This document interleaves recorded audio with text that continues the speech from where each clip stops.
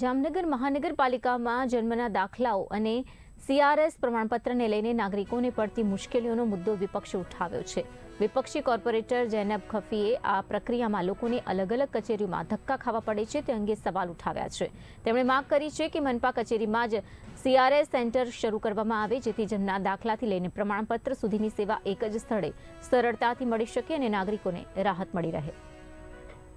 જે જૂના દાખલા કે અત્યાર સુધીના જેટલા દાખલા નીકળેલા છે તેને પણ નવા પરિપત્ર મુજબ હવે લોકોને કરાવવા ફરજિયાત થઈ ગયા છે। તેના વગર જન્મનો દાખલો ક્યાંય ચાલતો નથી।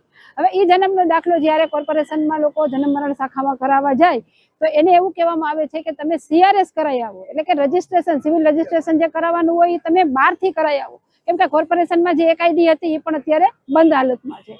બારે પબ્લિક જ્યારે આ સીઆરએસ કરાવવા જાય ત્યારે એના 250 થી 300 રૂપિયા ચાર્જ ચૂકવે છે।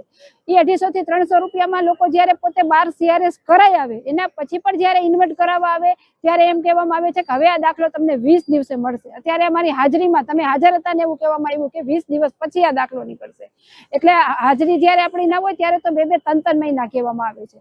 હવે આના માટે મેં કમિશનર સાહેબને એક રજૂઆત કરેલી છે કે સીઆરએસ સેન્ટર આપણે કોર્પોરેશનમાં કેમ